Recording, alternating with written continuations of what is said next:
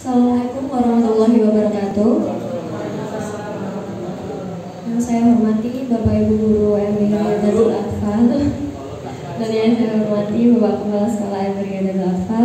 Terima kasih atas kesempatan yang sudah diberikan. Langsung dimulai saja ya.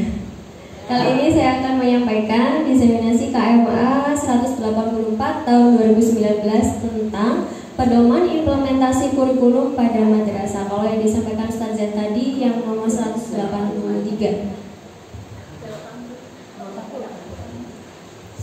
Karena sudah kenal, di skip saja. Bagaimana mewujudkan madrasah yang hebat? Madrasah dikelola secara profesional, diberi ruang berinovasi dan berkreasi dalam mengelola pendidikan. Jadi untuk menciptakan guru-guru yang profesional, guru itu diberi ruang di KMA 184 ini untuk terus berinovasi dan berkreasi. Selanjutnya, bagaimana mewujudkan madrasah yang hebat? Guru mendampingi siswa secara totalitas dalam pembelajaran. Totalitas itu yang seperti apa? Yang sepenuhnya menggunakan hatinya, pikirannya untuk melaksanakan pembelajaran dengan baik. Tapi Ustazah, nyatanya di lapangan itu gak sepenuhnya seperti itu. Nyatanya kita terlalu banyak beban administrasi, akhirnya anak-anak itu banyak yang terabaikan. Nah, di sini meminimalisir beban guru yang cenderung administratif agar guru bisa fokus dalam pembelajaran. Jadi di KMA 184 itu guru itu diminimalisir beban administrasinya melalui program-program yang dibuat, contohnya yaitu aplikasi e-learning.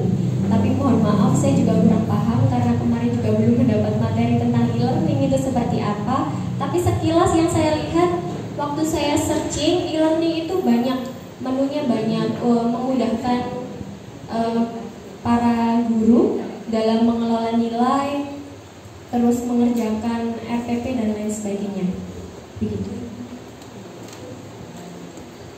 Nah, karena tadi sudah ingin memberi ruang, karena rohnya KMA 184 itu adalah memberi ruang guru untuk terus berinovasi dan berkreasi. Jadi Kementerian Agama Republik Indonesia menetapkan regulasi tentang kurikulum madrasah yang pertama, yaitu KMA nomor 183 tahun 2019 tentang pedoman kurikulum PAI dan bahasa Arab di madrasah. Yang kedua, KMA nomor 184 tahun 2019 tentang pedoman implementasi kurikulum pada madrasah.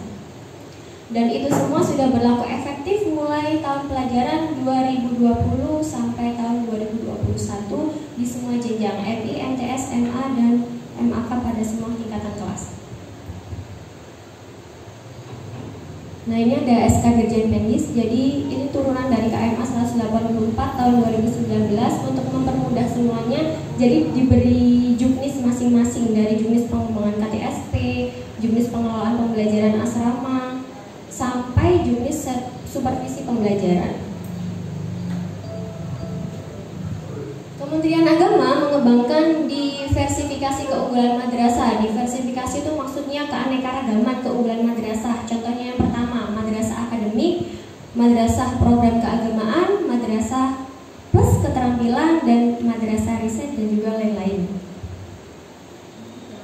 Kita mulai dari yang madrasah akademik. Intinya menciptakan madrasah yang unggul di bidang sains dan teknologi, itu yang akademik. Kalau yang keagamaan, unggul di bidang keahlian keagamaan. Untuk yang plus keterampilan itu madrasah memiliki keunggulan di bidang keterampilan. Keterampilan tuh banyak ya. Keterampilan berkomunikasi, keterampilan menulis, membaca, itu kita unggul di situ. Yang terakhir, keterampilan riset. Jadi ada unggul di bidang riset. Jadi ada khusus kelas riset yang nantinya mungkin ke depan bisa menjadi unggulan madrasah kita. Gitu. Nah, untuk menjadikan hal-hal itu tadi benar-benar bisa tercapai, kita bisa memulai dari mengelompokkan peserta didik melalui membawahi kelas-kelas. Contohnya ada kelas riset, sains, robotik, bahasa asing, tahfidz, olahraga, seni, dan lain-lain. Tapi itu semua tergantung madrasah kita maunya yang seperti apa, karena itu juga menyesuaikan peserta didik kita. Misal di sini tiba-tiba kita ngambil kelas robotik gitu ya, tapi padahal kita tahu SDM kita itu seperti apa gitu, gurunya seperti apa, tapi tiba-tiba kita bikin kelas robotik, kan nggak nyambung gitu ya. Jadi kira-kira apa yang bisa jadi unggul, madrasah kita jadi unggul itu apa? Misal di sini tadi Ustazah sudah bilang sudah ada tahfidz ya, Ustazah Maftuha. Mungkin itu bisa jadi branding buat madrasah kita. Oh, ini loh MI Riyadatul Atfal. Di sini tuh ada tahfidz, ekskul tahfidz, ekskulnya tuh seperti ini. Bisa ikut lomba gini-gini udah keren. Nah, itu kan di masyarakat jadinya bagus gitu ya. Wow gitu ya. Selanjutnya, beberapa hal penting yang terkandung dalam KMA 184 tahun 2019. Madrasah dapat melakukan inovasi pengembangan kurikulum. Jadi, setiap madrasah itu masing-masing bisa beda. Misal MI Hulaan, MI Palwatu, MI yang di Moro itu atau yang mana aja itu beda-beda kurikulumnya, tergantung madrasahnya masing-masing. Mengembangkannya seperti apa? Gitu. Selanjutnya, muatan lokal maksimal ada 3 jam mata pelajaran dengan jumlah jam belajar maksimal 6 jam pelajaran. Yang wajib itu satu muatan lokal, tapi maksimalnya 3 gitu. Madrasah dapat menambah beban belajar maksimal 6 jam pelajaran berdasarkan pertimbangan kebutuhan peserta didik. Misalnya ada satu mata pelajaran itu yang dikira kok kurang ya jam pelajarannya, boleh nggak ditambah? Boleh. Di sini boleh, tergantung kebutuhan kita. Maksimalnya 6 jam pelajaran. Kenapa kok muatan lokalnya hanya boleh maksimal 3 mata pelajaran? Karena takutnya nanti kalau terlalu banyak muatan lokalnya, muatan intinya terkesampingkan gitu.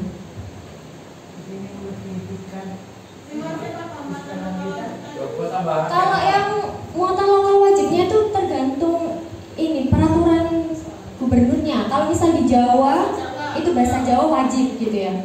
Kalau di lain kan mungkin Jawa Barat bahasa Sunda gitu.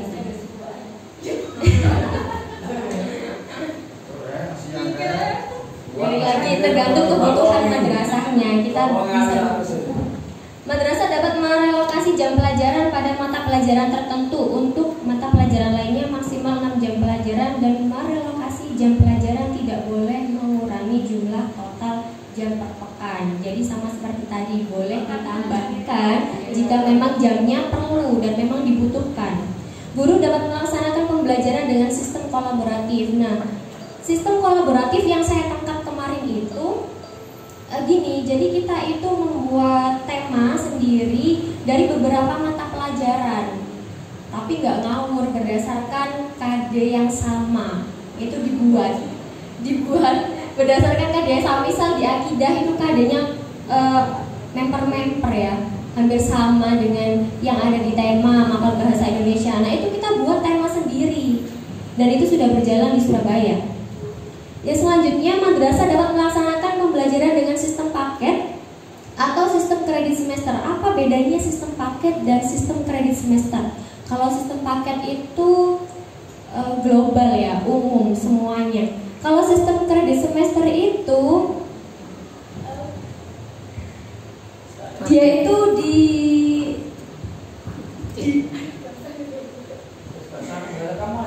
sistem kredit SKS itu dia tuh dikelompokkan.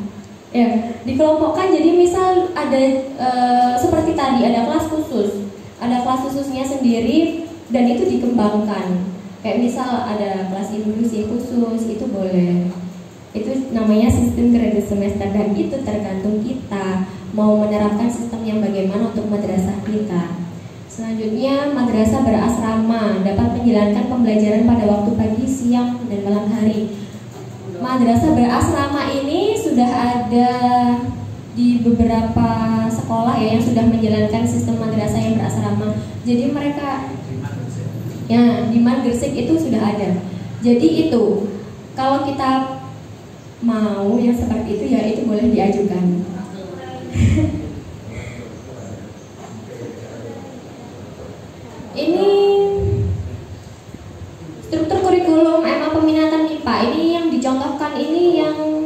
kelas SMA ya. Intinya itu bedanya cuma di mata pelajaran pilihan atau peminatan akademik. Kalau MIPA itu berarti ya matematika, biologi, fisika, kimia seperti itu. Kalau IPS, geo, sejarah, sosiologi, ekonomi. Selebihnya sama. Bahasa ya ada bahasa sastra Indonesia, Inggris, asing lainnya. Kalau agama ya ada ilmu tafsir, ilmu hadis, dan macam-macam yang lainnya. Nah, selanjutnya yang ini bedanya itu pendalaman minat keagamaan. Kalau yang ini ada pendalaman minat keagamaan. Kalau yang akademik berarti pendalaman minat akademik. Maunya yang muatan lokal apa yang dipilih, yaitu ntar didalami.